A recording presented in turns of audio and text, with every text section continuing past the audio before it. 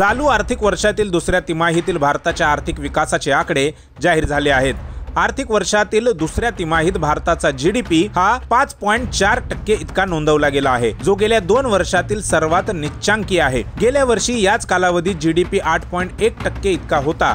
या आर्थिक वर्षात एप्रिल ते जून या तिमाहीत 6.7% इतका विकास दर होता, आता तो 5.4%वर आला आहे। उत्पादन क्षेत्राची खराब कामगिरी तसेच देशातील महत्त्वाच्या भागातील कमकुवत मागणी आणि प्रतिकूल हवामानामुळे यंदा जीडीपीची वाढ मंदावल्याचे तज्ज्ञांनी म्हटले आहे। जीडीपी घसरण्यामागे अर्थतज्ज्ञांच्या मते अन्नधान्याची वाढती महागाई, उच्च कर्ज खर्च आणि स्थिर वेतनवाढ यांचा समावेश आहे। या घटकांमुळे शहरातील लोकांनी खर्च कमी केला। किरकोळ अन्न महागाई ऑक्टोबरमध्ये 10.87% वाढली होती। यामुळे लोकांनी खर्च कमी केले होते। जीडीपी साठी 60% एवढे योगदान हा शहरी भाग देत असतो, त्यानेच पाठ फिरवल्याने जीडीपीवर मोठा परिणाम झाला आहे। शुक्रवारी सरकारने आर्थिक विकासासंदर्भातील आकडेवारी जाहीर केली।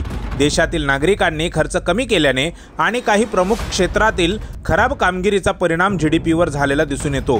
याबाबत तज्ज्ञांनी याआधीच भविष्यवाणी केली होती।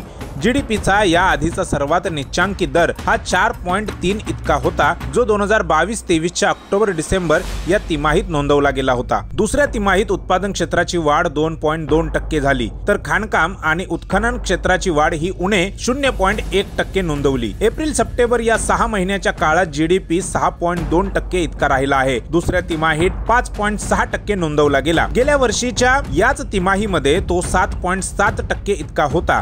कृषी क्षेत्रात दुसऱ्या तिमाहीत 3.5% इतकी वाढ नोंदवली आहे।